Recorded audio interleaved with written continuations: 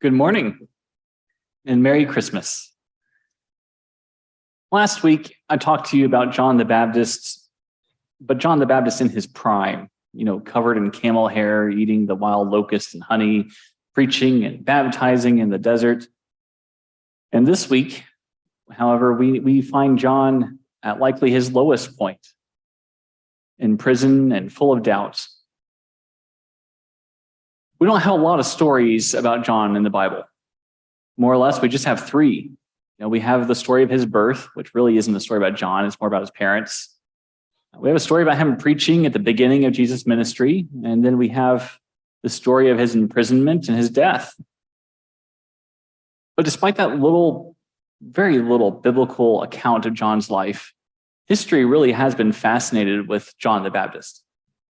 There is even still to this day an active religious group that is a long line of disciples of John the Baptist, known as the Mandeans.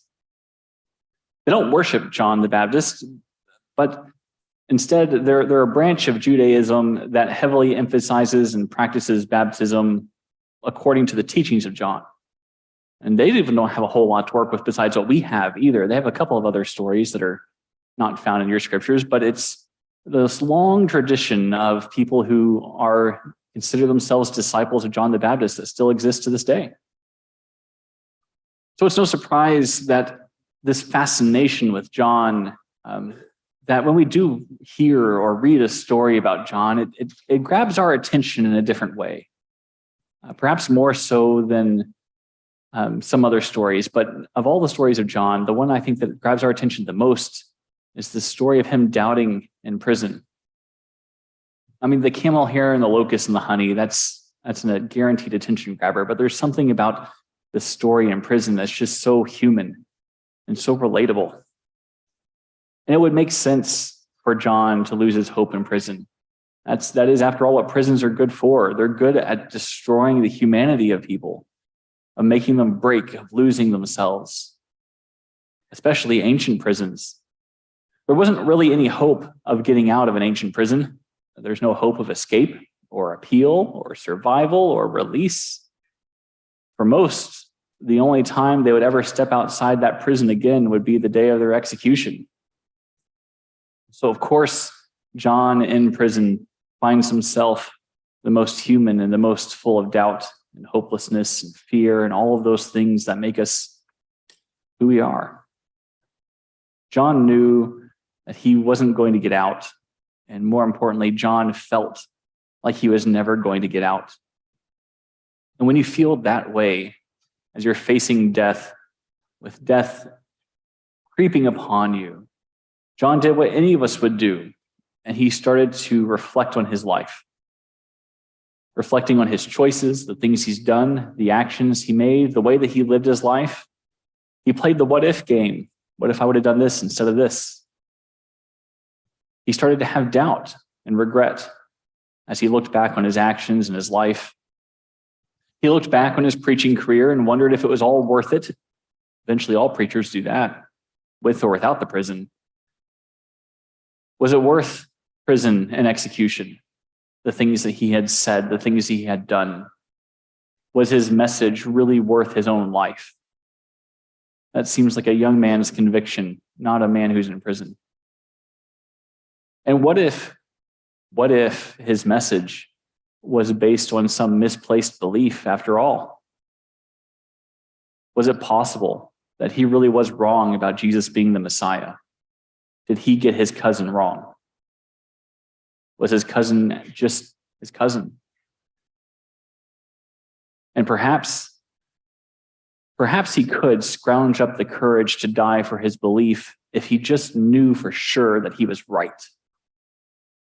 But was it really worth dying for something that he wasn't even sure about? I mean, 100% sure, convicted that what he was doing was the right way to do it.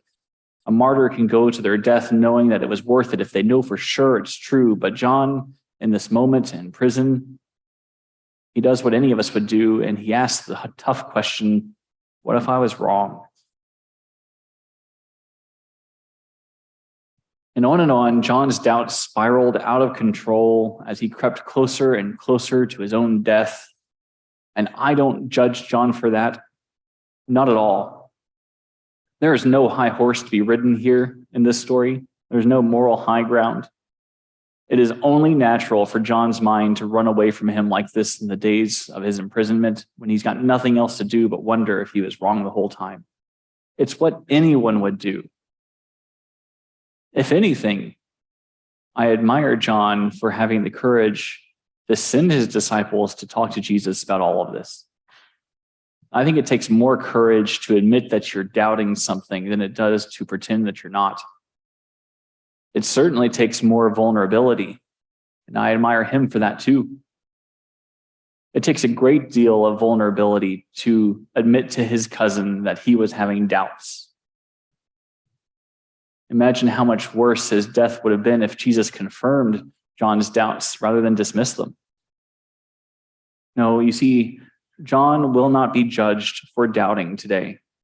This is not doubting Thomas Day. This is not doubting John Day. If anything, this is admire John for his courage and honesty day. This moment of doubt, this moment of vulnerability is full of nothing but bravery and truth. I do, however, also want to talk about what Jesus says in reply to John. Don't you think it would have been more helpful or more comforting if Jesus just would have said, "Yep, I'm the guy, nothing to worry about here. You're not rotting in prison for nothing. It'll all be worth it. Go out with your head held high." It seems to be that's what John wants to hear. But John doesn't get that direct answer. In a typical Jesus fashion, Jesus doesn't actually give a straight answer to John's question. He tells John's disciples to report back to John what they see and hear Jesus doing and saying. He makes them work for the answer. And it's not even a direct answer. It just might be relevant, but it's still not the direct answer John wanted, which doesn't seem like much of an answer. But when you think about it, that reply might in fact just be the perfect answer. Rather than giving John some words to build his courage, Jesus gives John proof. Not logic, not reason, but real, tangible, handheld, first-hand account evidence of who Jesus is. He gives him miracles upon miracles.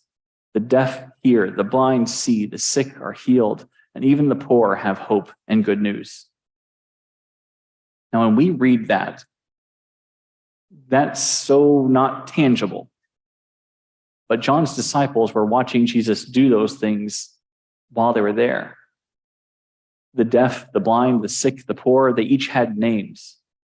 Real, actual names. With real, actual people attached to those real, actual names. So they could go back to John and say, you know so-and-so from this village? You know how they were deaf their whole life? Now they can hear. That's a different kind of proof than logic or reason. Imagine if Jesus had sent John's disciples back with just an argument from Scripture, which is how I think most Christians try to treat and manage doubt. I don't think John would have been comforted or strengthened in his faith if his disciples came back and said, well, you know, Jesus reminds you that the Scriptures do say that the Messiah would be born of a virgin. And well, you know how that worked out with your cousin and their family. So it seems like he's the guy. I don't think it would work. I don't think it would work if they were sent back with an argument from Isaiah. I don't think it would work if they came back to John and say, even you preached from that Isaiah stuff and said that Jesus was the guy. So just don't forget about that Isaiah stuff. That was good enough for you in the desert. It should be good enough here. There's no amount of logic or reason or thinking about it that's going to restore John's confidence. It's just not helpful. John already knows all of that. And it wasn't enough before he sent the disciples. It's not going to be enough if they come back with the same stuff he already has. The knowledge of Scripture isn't going to wriggle him out of this doubt that he's wrestling with. He needs something he can feel, not something he has to think. John can think all the right things about Jesus, but what he doesn't have is that feeling here. He needs to feel hope. not have it argued into his head. John didn't need to rationalize his way into some kind of hope. He needs the comfort of somebody who has witnessed it. That's what John's missing in prison. He can't go and see what Jesus is doing. He needs somebody to go and see it for him. He needs his disciples to be his eyes and his ears. There's a great power to be had in witness, whether that's in our justice system, where witness holds great power, or if in that just the universal truth that there's something more true, more convincing when someone that you know personally tells you what they saw or heard firsthand. There's a power in that that's just more meaningful than saying, well, somebody on Facebook who tagged somebody else on Facebook said that they saw this. There's power in witness. If knowledge of Scripture was enough for John, then he wouldn't have needed to send his disciples to Jesus for something more. So Jesus sends them back with their experiences as a comfort for John, because Jesus knows that their report of what they saw, what they heard, will be exactly what John needs to hear. And not just John, but us as well. John's doubt is something we all are likely to have either experienced already, or if you haven't yet, you will one day. It's the truth of being a person of faith. Doubt is not an avoidable experience. It's just not. In any possible regard, but especially to the person of faith. Instead, what doubt truly is, doubt is the unavoidable crucible that purifies our faith. It always has been. I don't know why, but it's been my experience that whenever I stand here, the people who look back at me tend to think that doubt is one of those things that they're not supposed to talk about, especially in church. Doubt usually ends up with other four-letter words, even though it's not a four-letter word. Doubt becomes one of those things that Christians pretend they don't have and they don't talk about because that's not what good church folk do. And I don't know where that myth began, but I assume it started somewhere deep in the recesses of your own ego. But it's never been true. Doubt has no better home than in a church full of people of faith. It's where it should always come to rest, because this is the place where you wrestle with those things. If anything, doubt and faith go hand in hand, and you cannot have one without the other. And when you do truly sit down with it and wrestle with it, if you're vulnerable enough like John to be honest about it, then when you do come through on the other side, your faith comes out so much stronger. And we, like John, will find encouragement in what others have seen and heard about this Jesus. Sometimes that encouragement can be found in Scripture. Sometimes it is enough to read the stories about all that Jesus did for all those people all those years ago, and you can walk away feeling assured and comforted. Some days you can read about the blind seeing again and the deaf hearing again and the lame walking again, and you can find hope and you can rally and fight off that doubt for just a little bit longer. Sometimes that's enough. But there are other days when you read about those deaf hearing and the blind seeing and the lame walking, and you think, maybe that happened to all those people all those years ago, but I haven't seen it. And sometimes you read those stories about Jesus in the Bible, and it just seems so far off that it seems too far off to ever possibly think it really happened. And you sit in your own prison and you wonder with John, is any of it real? There really are other times when the encouragement of Scripture just isn't enough. And what you need is someone else telling you the real, actual ways that Jesus was moving in their own life. You need someone telling you what they have seen and heard from God, not long ago, but yesterday, or something that happened to your grandmother, or something that you experienced. You need to talk about those things. Someone might need to share with you how Jesus has moved and acted in their own life in order to strengthen your own walk of faith. And there's nothing wrong with that. That doesn't make you a weak or terrible person, and it doesn't make that other person crazy for having one of those stories. And it doesn't make you crazy for having one of those stories that you think nobody else would possibly ever believe. But somewhere, perhaps close in your ego where that doubt is supposed to be caged, is also a place where you hold those stories because you don't want anybody else to think that you're one of those religious nuts.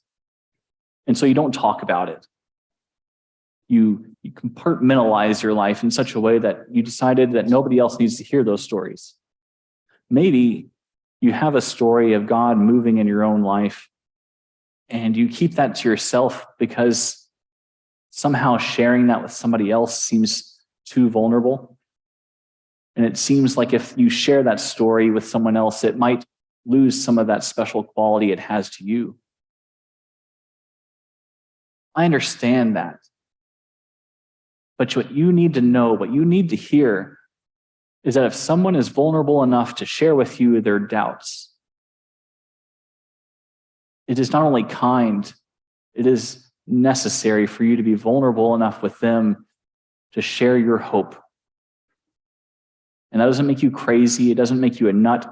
It makes you a good partner in this walk of faith, to tell others what you have seen and what you have heard. In my house, we try to do both of these things. We try to use stories of Scripture to encourage one another, and we try to use stories from our own lives to encourage one another. And I think, you can ask my critical audience, and they are very critical.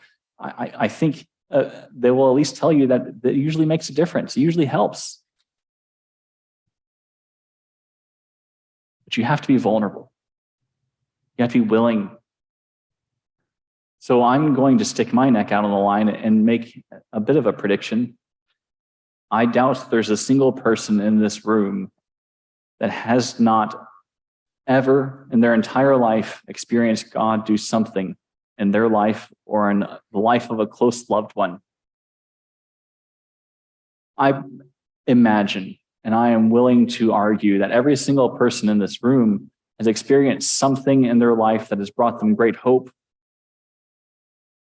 And I'm also willing to guess that everyone else in this room, for the large majority at least, has never heard that story. Why won't you tell the story?